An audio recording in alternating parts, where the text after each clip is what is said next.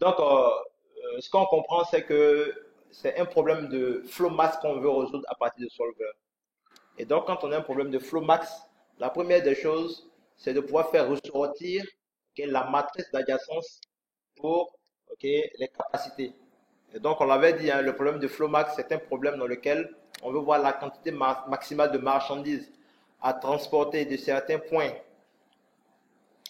disponibilité vers certains points de demande, tout en respectant un certain nombre de contraintes qu'il y avait sur les liaisons de transport qu'on appelait les capacités. Les capacités, ce sont les quantités de marchandises qu'on ne peut pas excéder.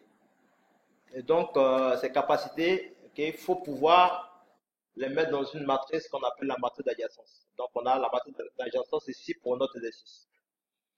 La seconde chose, il faut produire le tableau de flow. Et donc, c'est quasiment le même tableau qu'on reproduit au niveau des flows.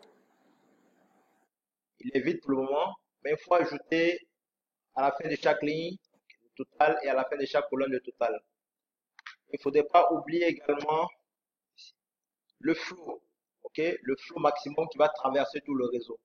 Et donc, devant le grand F, on mettra la valeur du flow qui va traverser tous les réseaux. Donc, la première des choses, c'est quoi? C'est qu'il faut mentionner les différents totaux. Donc, à la fin de chaque ligne, les totaux qu'on verra à la fin de chaque ligne, ce sera pour chaque sommet le total de ce qui part de ce sommet.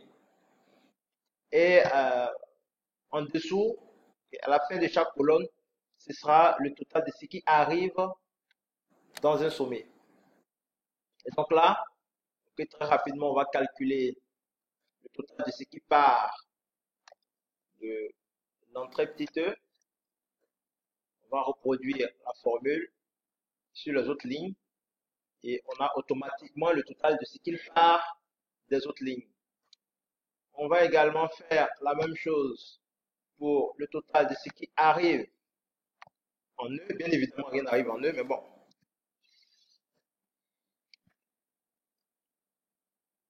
On va reproduire la formule pour avoir le total de ce qui arrive au niveau des autres sommets.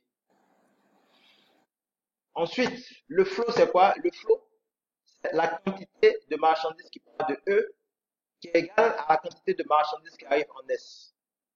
Donc là, je peux mettre ça un peu en rouge.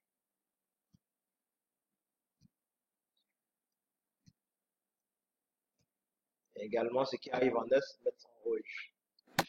Et donc ici, je vais dire que le flow, il est égal soit à ce qui part de E ou encore à ce qui arrive en S. Ici, je choisis ce qui part de E, arbitrairement.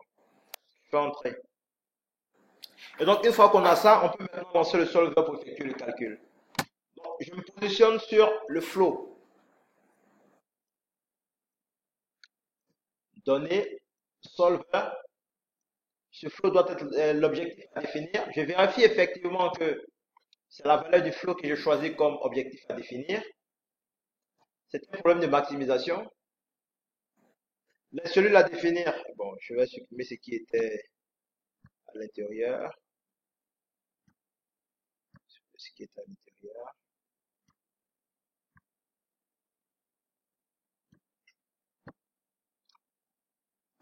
Et donc, les cellules à définir ici, ce sont les flows, qui sont les cellules à définir. Ensuite, on va ajouter les contraintes. La première contrainte, c'est que l'ensemble des flows, puisque c'est des quantités, c'est supérieur ou égal à 0. La seconde contrainte, c'est que les flows, qui sont les quantités effectives qui vont passer sur chaque ligne de transport, sont inférieures ou égales aux capacités. Qu'est-ce que je fais? Le flow à inférieur ou égal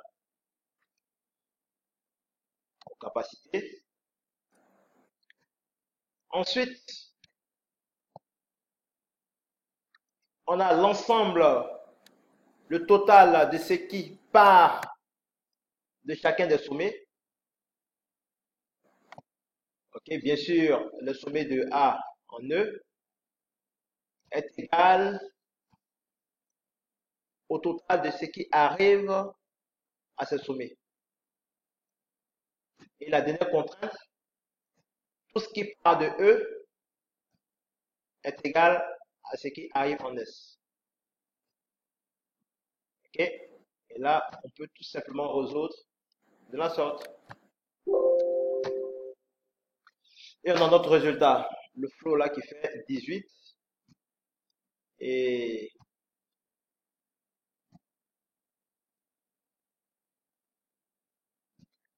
on a les quantités qui passent effectivement sur les différentes lignes de transport que je vais mettre dans ce format. Ok, dans ce format-ci.